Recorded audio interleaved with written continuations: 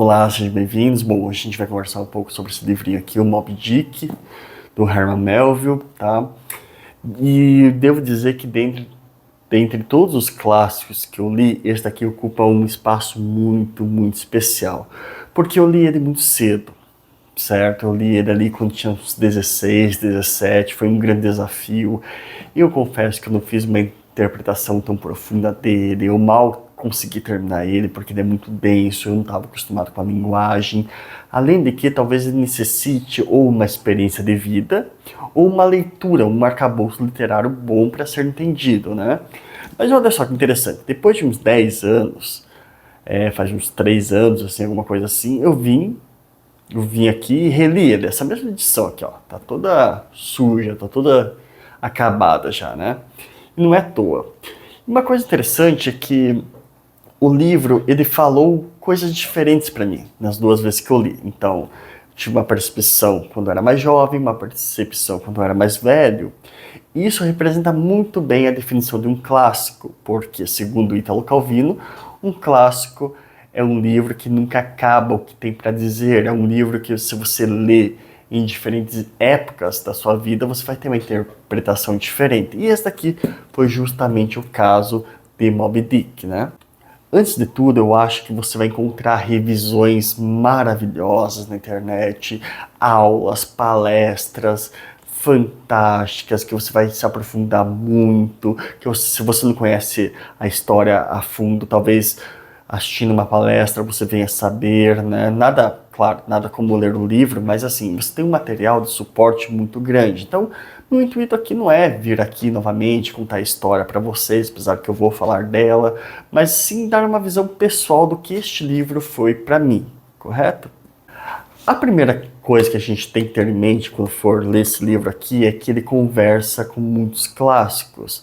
Vai conversar ali com Shakespeare, com a Bíblia, com esse livro aqui, o Paraíso Perdido, do John Milton.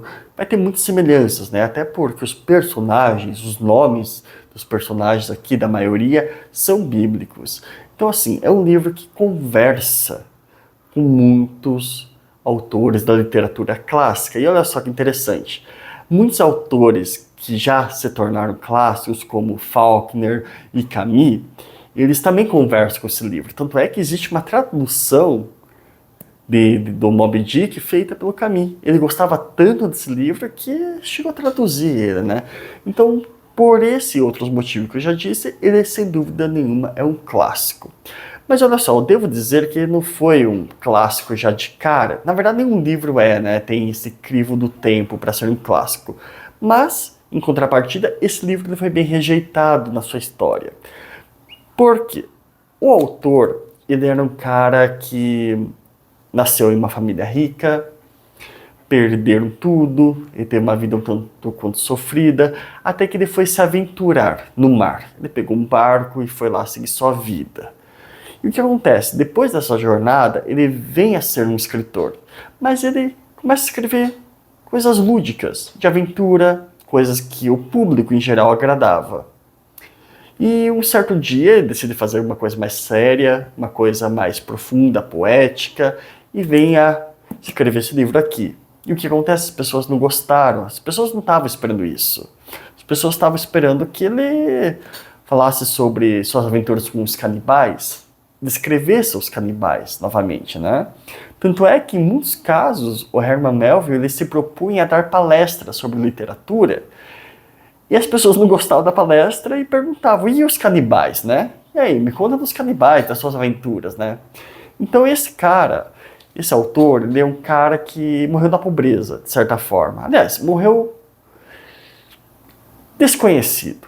E o reconhecimento dele só veio após a morte, né? Que algumas pessoas, alguns acadêmicos começaram a dar um valor muito grande para essa obra aqui. E a gente vai ver o porquê desse valor.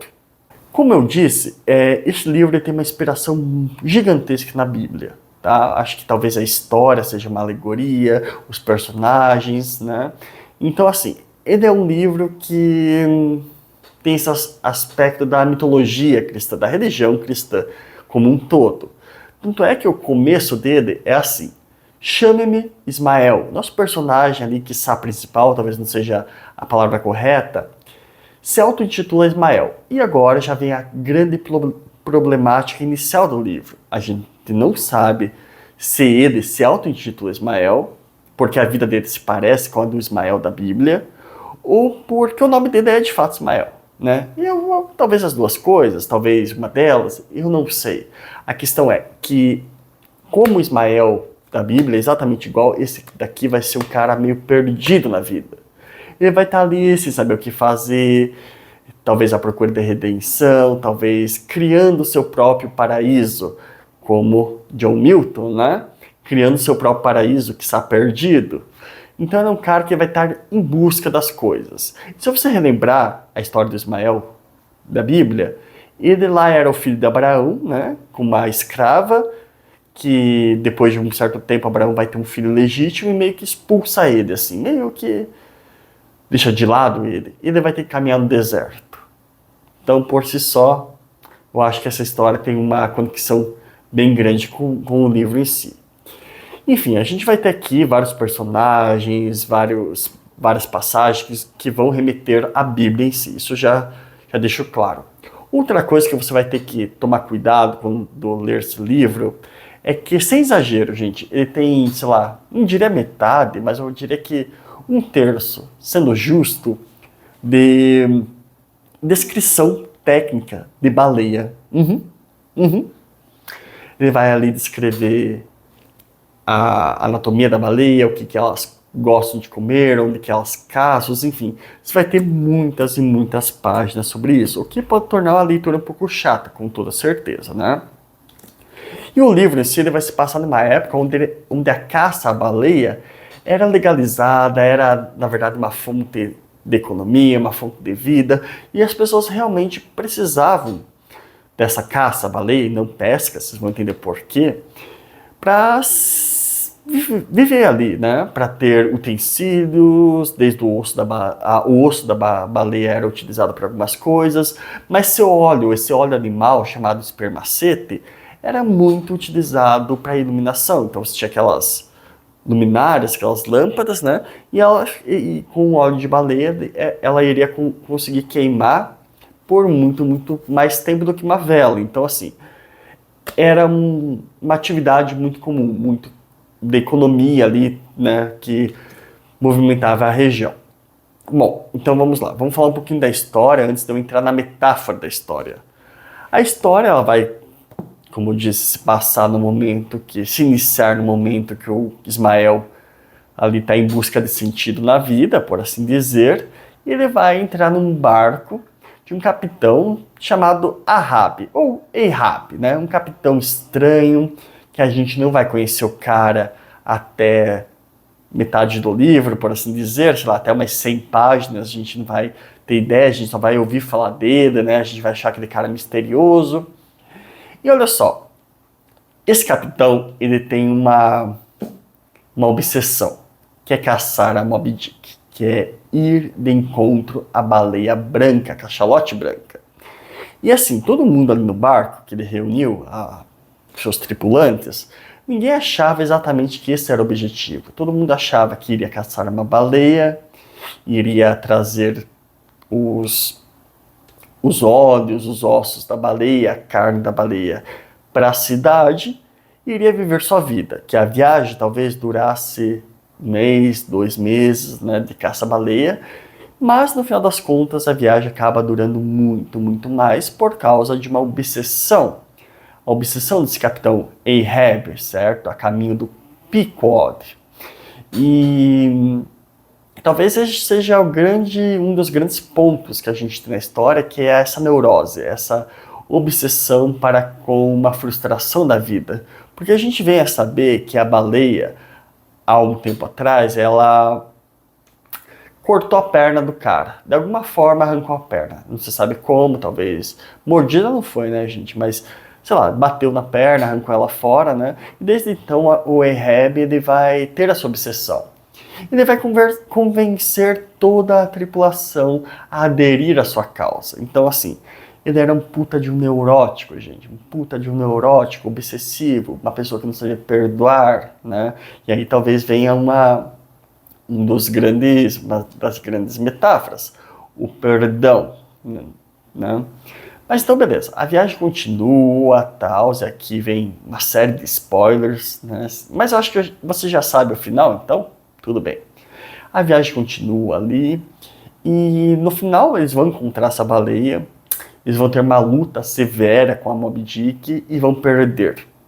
Vão perder feio, tanto é que a única pessoa que... Isso é justamente um primeiro imediato ali do capitão.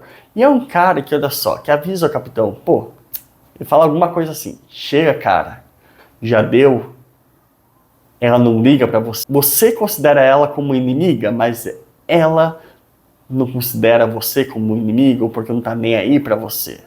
E aqui é outro ponto. Até que ponto a gente deve perseguir algo? Seja um trabalho, seja uma ideia fixa ali, ó, para as cubas, memórias póstumas. Até que ponto a gente deve fazer isso, sendo que isso pode ser uma tragédia? Quantas pessoas aqui, eu tenho certeza que várias, passaram anos afinco odiando uma pessoa, tentando, de alguma forma, tornar até mesmo sua vida melhor que da outra, e a gente não consegue. Então, sim, é uma coisa a se pensar, porque nesse caso, a baleia, né, essa nossa raiva, nos matou nesse livro. E muitas vezes isso acontece no dia a dia, né? Enfim, depois de tudo, que isso acontece, o barco é destruído, o Ismael ele é salvo por causa do Quequeg, que eu não falei ainda, mas é um amigo dele que vai representar meio ali a nossa natureza, aquela coisa mais brutal, mais primitiva. Que tanto é que esse personagem é retratado como um nativo, um cara grande, moreno, cheio de tatuagens, enfim, um cara bruto mesmo, um cara mais da intuição. E ele é salvo por causa disso. Ele vai lá, tem os seus motivos dele ter sido salvo, claro, por causa de uma construção que o Quequeg fez durante a viagem, mas, de forma geral, o Ismael ele só é salvo por causa disso, porque se apodera dessa construção, desse caixão, né, desse bote aí que o Quequeg fez. Isso é uma coisa muito interessante do livro, porque se a gente reparar, cada personagem vai ter um aspecto de nossa razão, aliás, de nossa mente, de nosso cérebro. Como assim? O Ismael talvez represente o homem em formação, o homem através da jornada. O Quequeg vai representar nossos instintos primitivos. O Eheb, nossa paranoia, nossa neurose, nossas aflições que nos cegam muitas vezes.